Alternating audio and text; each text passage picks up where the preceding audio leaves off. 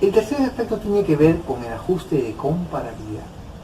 Y aquí vamos a tratar temas como, por ejemplo, empresas multinacionales frente a la crisis COVID, impacto en el modelo de negocios, consideraciones en las políticas de cadena de valor y suministros, contratos de riesgo limitado, prioridades de la empresa, impuestos,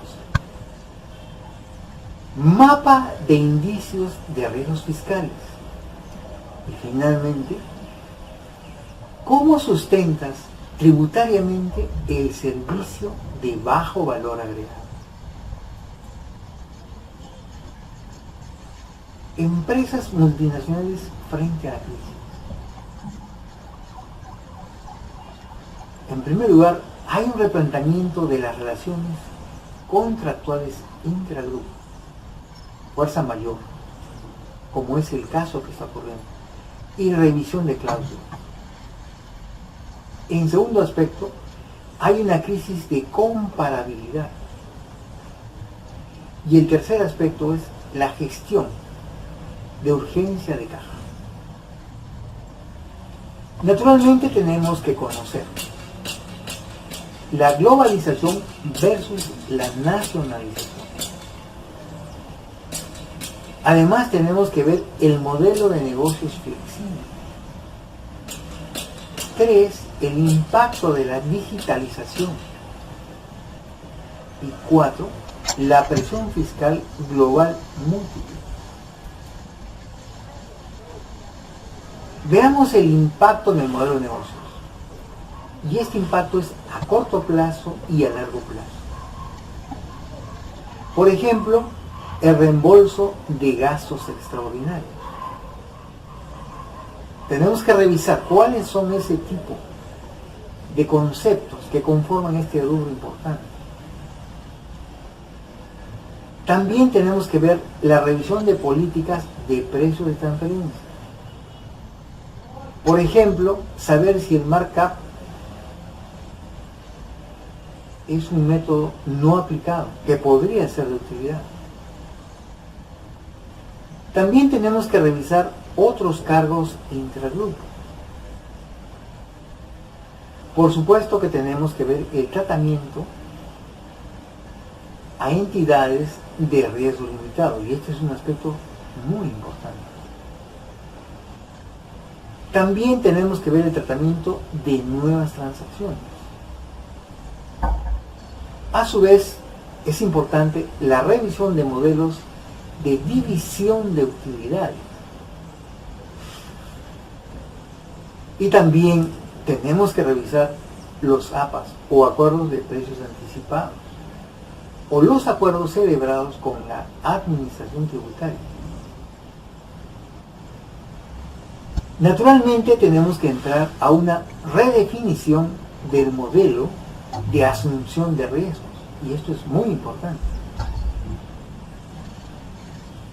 Porque también tenemos que revisar la política de financiación intragrupo.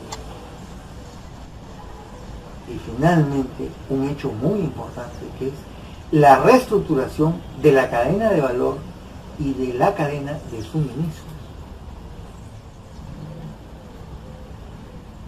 Algunas consideraciones en las políticas de cadena de valor y cadena de suministros. ¿Qué problemas encontramos? Crisis de la base de suministros a industrias y sectores. Interrupción y afectación en la entrega de materia prima y producto terminado. Cierre de eslabones de la producción. Consecuencias: retrasos, uso anticipado de suministros, escasez, podemos ver estantes vacíos, cancelación de contratos, cierre de empresas, de fábricas, mayores costos y finalmente menor rentabilidad. Entonces entramos en el aspecto de replantear. reubicación y cambio de la producción, búsqueda de fuentes alternativas de suministro, rediseño del modelo de negocios, nuevas políticas intercompañías, nuevos contratos, nuevos acuerdos y formas de pago. Tenemos que entrar a ver los contratos de bajo riesgo, porque puede ser que la casa matriz esté ubicada en Portugal y, por ejemplo, una empresa vinculada está en Perú que tiene fabricación bajo pedido. Otra empresa del grupo está en Canadá y que es una distribución de bajo riesgo. Otra empresa está en Reino Unido y este es un distribuidor de bajo riesgo. Otra empresa vinculada puede estar en Suiza y genera préstamos CAS. Puede que otra empresa esté ubicada en la India y es un fabricante bajo pedido. O tal vez en la China, que también hay empresas fabricantes de bajo pedido, pero también hay empresas distribuidor de bajo riesgo. ¿Cuáles son las prioridades de la empresa? Sabemos que hay tres mecanismos. Economía de opción, que es escoger el sistema con más beneficio, y esto es legal. También tenemos la ilusión, utilizar deficiencias de la norma para reducir impuestos, y esto se puede conocer como irregularidades. Y finalmente existe la evasión, que es transgredir la norma, y esto es ilegal.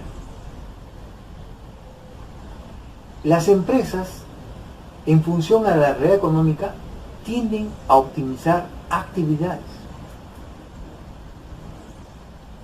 Veamos ahora los impuestos. Para la empresa es una partida financiera que proviene de una imposición o tal vez del reparto de dividendos. Y todo esto, ¿qué permite a la empresa? Al conocer el nivel de impuestos, optimizar los impuestos y también el cash flow.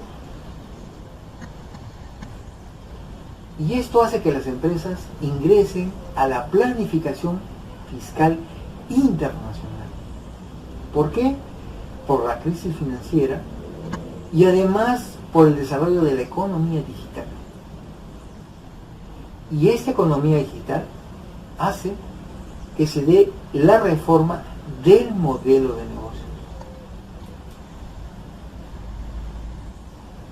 Aquí entramos entonces ahora a conocer el mapa de indicios de riesgos fiscales en precios de transferencia. Es cuando una empresa cumple con el requisito de ingresos devengados.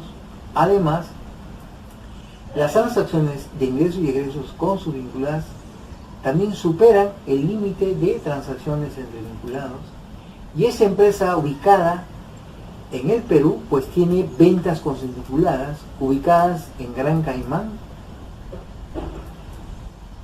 y aquí ha colocado ventas por el equivalente a 15 millones de soles. Tiene otra empresa vinculada en Argentina.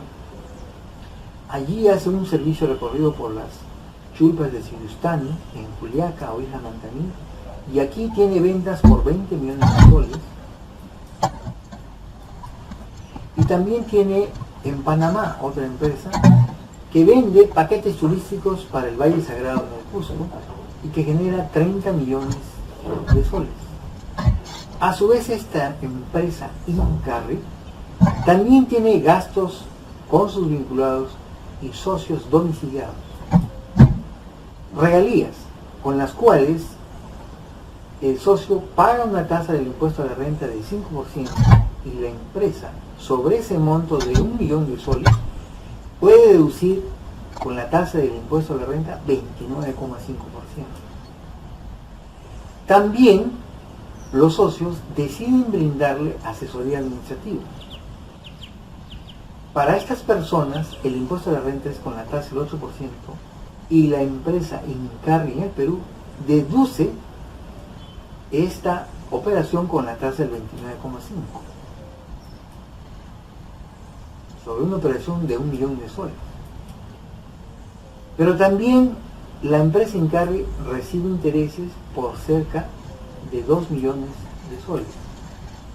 Entonces aquí pueden apreciar rápidamente que la empresa Incarri tributa, ¿no es cierto?, con la tasa del 29,5%, y cualquier gasto que reciba de sus socios también va a poder deducir estos gastos con la tasa del 29,5%. Sin embargo, la administración tributaria va a recibir en el primer caso de regalía 5% y en el segundo caso de asesoría administrativa 8%. Aquí ya podemos ver rápidamente que existe un tema de planificación que le permite a la empresa reducir su rentabilidad, pagar menos impuestos y trasladar, de acuerdo a este mecanismo, utilidades vía regalías y vía asesoría administrativa. Entonces, quien conoce y ve este mapa rápidamente se da cuenta quién es la empresa sujeta a la obligación de precio de transferencia, con qué vinculada realizó operaciones de ingreso, en qué país se encuentra, cuáles fueron los montos, y también en el caso de egresos, con qué vinculados socios domiciliados realizó este tipo de transacción. Y así vamos a podernos dar cuenta de que aquí va a tener que sustentar que esta planificación no es agresiva.